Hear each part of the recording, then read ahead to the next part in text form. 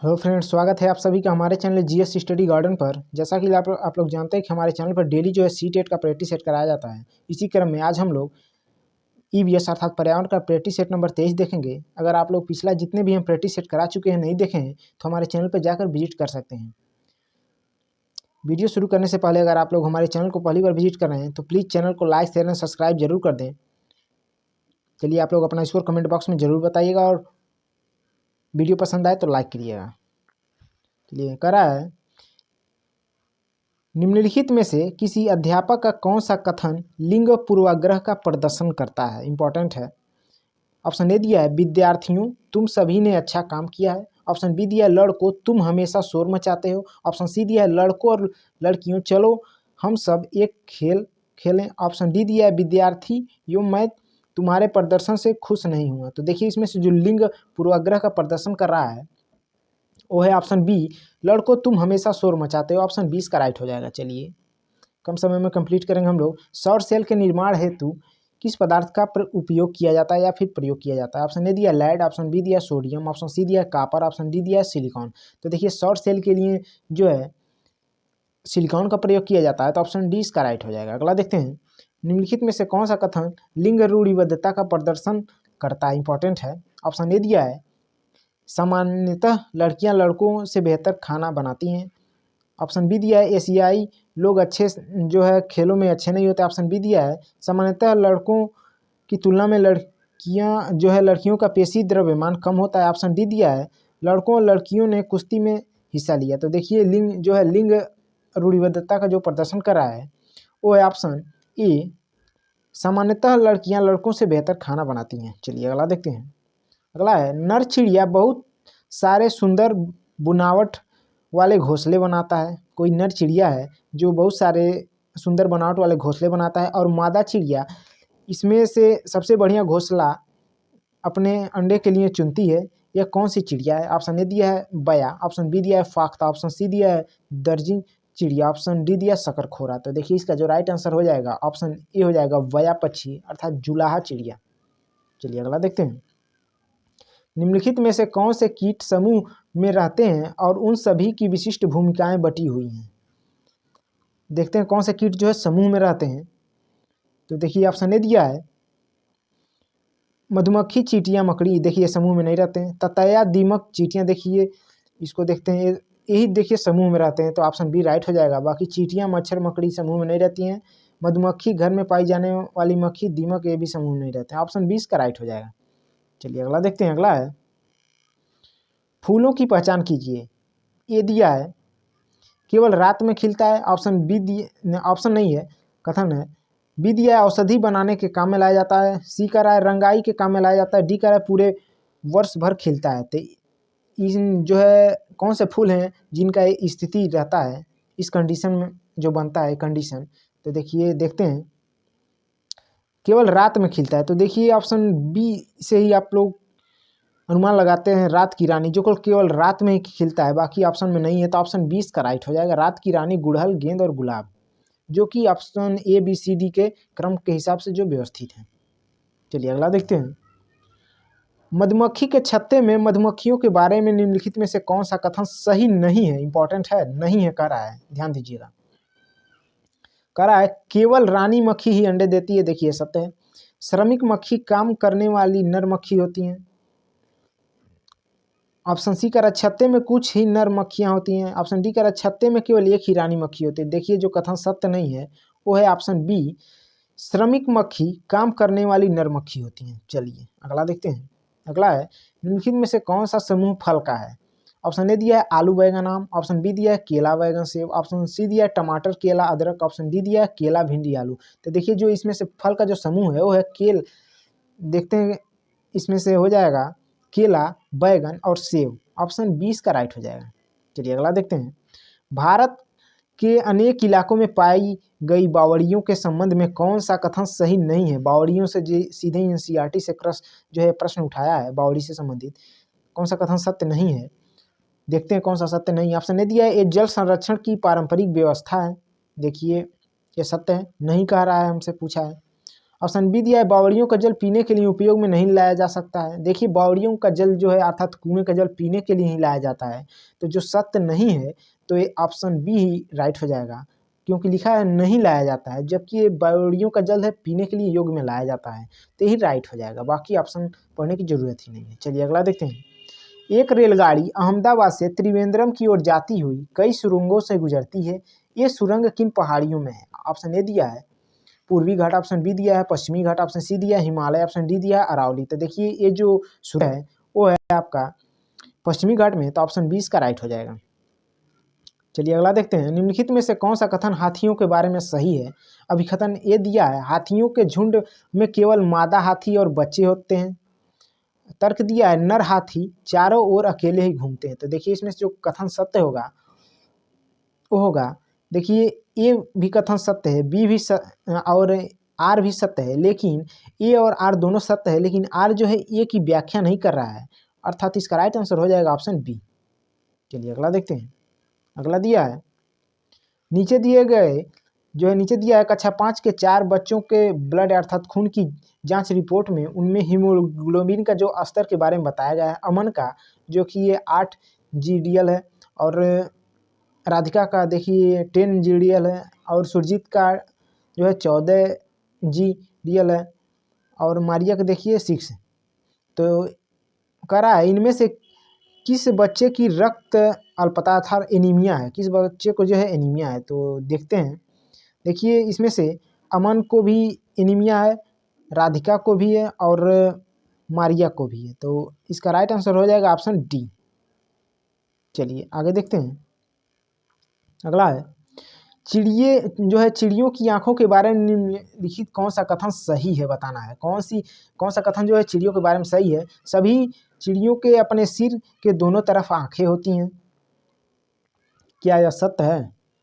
तो देखिए सत्य है। चिड़िया दो भिन्न भिन्न वस्तुओं पर एक ही समय दृष्टि केंद्रित नहीं कर सकती हैं। तो देखिए ये भी सत्य है, अर्थात S1 और S2 दोनों सत्य है, तो ऑप्शन सी इसका राइट हो जाए। देखिए कह रहा है कि कौन सा कथन सही है कहा है, सॉरी इसको देखिएगा, कौन सा कथन सही है कह रहा है। तो देखिए पहला दिया है सभी चिड़ियों के अपने सिर के दोनों तरफ आंखें होती हैं। देखिए सत्य नहीं है, और ये सही नहीं है, दोनों तरफ नहीं होता है। चिड़ियाँ दो भिन्न भिन्न वस्तुओं पर एक ही समय पर दृष्टि केंद्रित नहीं कर पाती, ये भी सत्य नहीं है। तो देखिए दोनों कथन जो है गलत है, तो ऑप्शन डी इसका राइट हो जाएगा। अगला देखते हैं। बाघों अर्थात टाइगर की जो है निम्नलिखित में से कौन सी विशिष्टताएं उन्हें अंधेरे में आगे बढ़ने और अपना शिकार खोजने में मदद नहीं करती हैं? ऑप्शन ए दिया है संवेदनशील गलमुच्छे, ऑप्शन बी दिया है विभिन्न दिशाओं में कानों की गति, ऑप्शन सी दिया है रोज जो है जोर की गर्जना, ऑप्शन डी दिया है सुनने का तीव्र अभ्यास। तो देखिए जो शिकार खोजने में मदद नहीं करता है बाघ को, वो है ऑप्शन सी जोर की गर्जना, ऑप्शन सी इसका राइट हो जाएगा। चलिए अगला देखते हैं। अगला है निम्नलिखित का सही मिलान कीजिए। राष्ट्रीय पार्क दिया है भारत के राज्य, तो देखिए जिम कार्बेट जो है आपका उत्तराखंड में है, काजीरंगा असम में है, रणथंभ में देखिए राजस्थान में है, गिर देखिए गुजरात में है। तो इसका राइट आंसर देखिए हो जाएगा ऑप्शन बी 2-1-4-3। चलिए अगला देखते हैं। अगला है जब पर्यावरण अध्ययन के शिक्षक अपने बच्चों को चिड़ियाघर लेकर जाते हैं तो वह किस उद्देश्य की पूर्ति करना चाहते हैं? इंपॉर्टेंट है, किस उद्देश्य की पूर्ति करना चाहते हैं? ऑप्शन ए दिया है बच्चों को जानवरों के संरक्षण के प्रति संवेदनशील करना, देखिए उद्देश्य नहीं होता। ऑप्शन बी दिया है बच्चों को मज़ेदार तरीके से सीखने का मौका देना, भी नहीं होगा। ऑप्शन सी देखिए दिया है वास्तविक जीवन की परिस्थितियों और कक्षा विद्यार्जन के बीच परस्पर संबंध स्थापित करना, देखिए यही राइट हो जाएगा। बाकी नीचे डी विकल्प भी देख लेते हैं। बच्चों में पशुओं को पालने के कौशल को विकसित कराया, नहीं होगा, तो ऑप्शन सी इसका राइट हो जाएगा। चलिए अगला देखते हैं।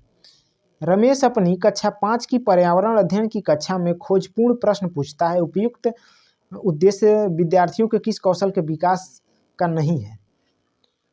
ऑप्शन ए दिया है प्रदर्शन कौशल, ऑप्शन बी दिया है अवलोकन कौशल, ऑप्शन सी दिया है रचनात्मक कौशल, ऑप्शन डी दिया है श्रवण कौशल। तो देखिए कह रहा है कौन सा जो है विकास का जो है कौशल के विकास का नहीं है उद्देश्य, तो देखिए इसका राइट आंसर हो जाएगा ऑप्शन ए ही प्रदर्शन कौशल, ऑप्शन ए राइट हो जाएगा।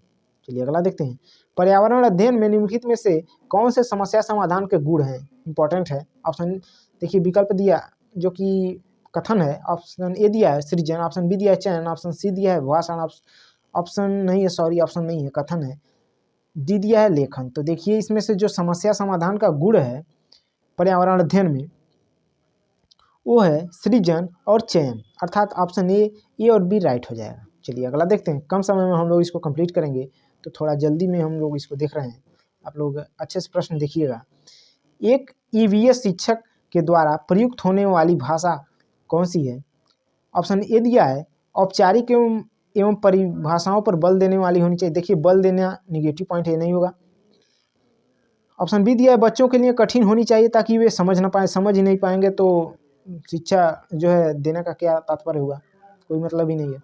ऑप्शन सी दिया है बच्चों की दैनिक रोजमर्रा की भाषा से संबंधित होनी चाहिए। डी दिया है प्राविधिक प्रकृति की होनी चाहिए। देखिए राइट आंसर ऑप्शन सी हो जाएगा, बच्चों की दैनिक रोजमर्रा की भाषा से संबंधित होनी चाहिए। चलिए अगला देखते हैं। अगला है आकर्षक एवं प्रासंगिकात्मक सामग्री का उपयोग सहायक है क्योंकि, क्यों सहायक है? ऑप्शन ए दिया सभी ज्ञान इंद्रियों को सक्रिय करते हैं। ऑप्शन बी दिया है अधिगम को अधिक अर्थपूर्ण बनाते हैं। ऑप्शन सी दिया है शिक्षकों को शिक्षण अधिगम प्रक्रिया में सहायता करते हैं। ऑप्शन डी दिया है विद्यार्थियों का ध्यान आकर्षित करते हैं। तो देखिए आकर्षण एवं प्रासंगिक अनुदेशात्मक सामग्री का उपयोग जो सहायक है वो है सभी ज्ञान इंद्रियों को सक्रिय करते हैं। तो ऑप्शन ए इसका राइट हो जाएगा। चलिए अगला देखते हैं। ईवीएस के शिक्षण में न्यूनतम महत्वपूर्ण क्रियाकलाप की पहचान कीजिए। ऑप्शन ए दिया है विद्यार्थियों में परिचर्चा। देखिए न्यूनतम जो ये नहीं है न्यूनतम।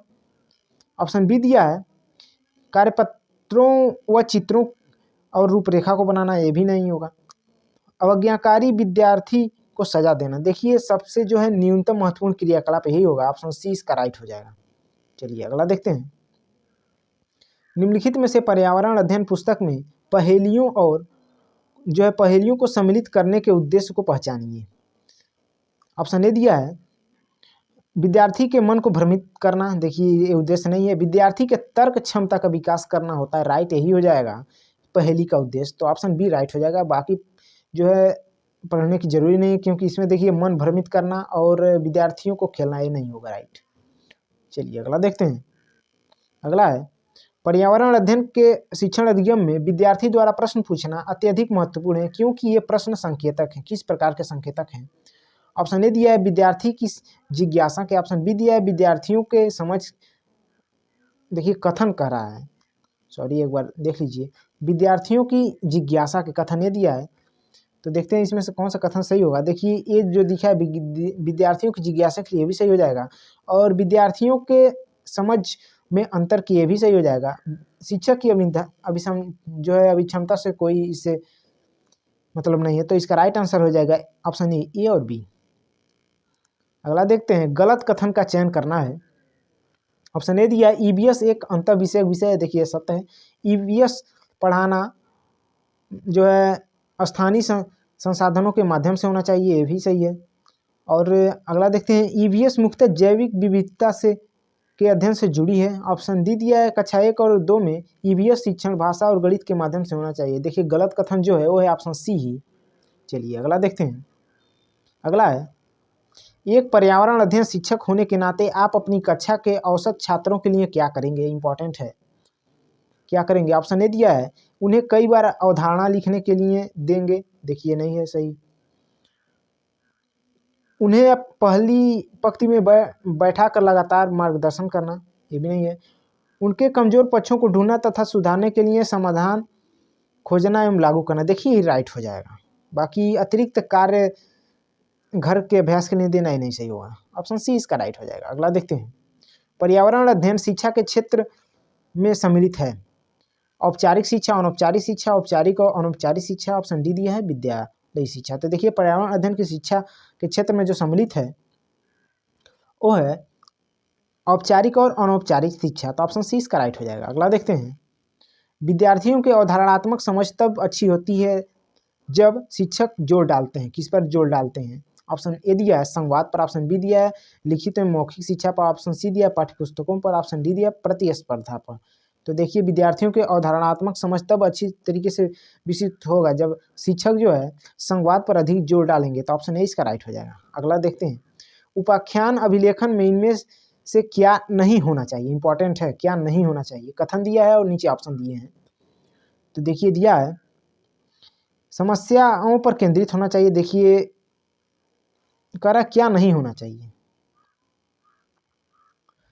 तो उपाख्यान विधि। देखिए समस्याओं पर केंद्रित होना चाहिए। बी कह रहा है निर्णायक होना चाहिए। सी कह रहा है बच्चों की ताकत और कमजोरियों को पहचाना। ऑप्शन डी कह रहा है बच्चों की रुचि और जिज्ञासा को पहचाना। तो देखिए जो नहीं होना चाहिए हो जाएगा बच्चों की समस्याओं पर केंद्रित और निर्णायक होना चाहिए, ये नहीं होना चाहिए। तो ऑप्शन ए इसका राइट हो जाएगा।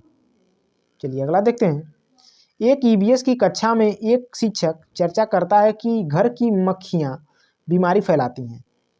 चर्चा के लिए सबसे उपयुक्त सीखने का संसाधन होगा। ऑप्शन ए दिया है अखबार, ऑप्शन बी दिया है फ्लैश कार्ड, ऑप्शन सी दिया है स्लोगन्स, ऑप्शन डी दिया है पोस्टर्स। तो देखिए इस जो उपयुक्त सीखने का जो संसाधन होगा वो होगा अखबार। तो ऑप्शन ए जो इसका राइट हो जाएगा। चलिए इस प्रैक्टिस सेट का लास्ट क्वेश्चन है। काफ़ी फास्ट हम लोग इस प्रैक्टिस सेट को सॉल्व किए हैं। आप लोग अपना स्कोर कमेंट बॉक्स में जरूर बताइएगा, और अगर वीडियो को अच्छा लगे तो लाइक कीजिएगा, और चैनल को अगर सब्सक्राइब नहीं किए तो प्लीज़ चैनल को सब्सक्राइब करिएगा, क्योंकि कम समय में हम आप लोगों के लिए इसको कंप्लीट करा रहे हैं। चलिए दिया है खेल खेल में पाठ पढ़ाते हुए सरिता विद्यार्थियों को खेल के मैदान में ले जाती है और उन्हें अलग अलग दिनों में भिन्न भिन्न खेल खिलाती है। मीनू उसी पाठ को अलग अलग खेलों के चित्रकार को दिखाकर विद्यार्थियों को पढ़ाती है। विद्यार्थी को अधिकतम शामिल करने में कौन सा ज़्यादा प्रभावी रणनीति का उपयोग कर रही है, बताना है। ऑप्शन ए दिया सरिता, ऑप्शन बी दिया मीनू, ऑप्शन सी दिया है परिस्थिति पर निर्भर करता है, ऑप्शन डी दिया है दोनों, सरिता और मीनू दोनों। तो देखिए इसमें सरिता जो है ज़्यादा प्रभावी रणनीति का उपयोग कर रही है। तो ऑप्शन ए इसका राइट हो जाएगा। वीडियो देखने के लिए आप लोगों का बहुत बहुत धन्यवाद।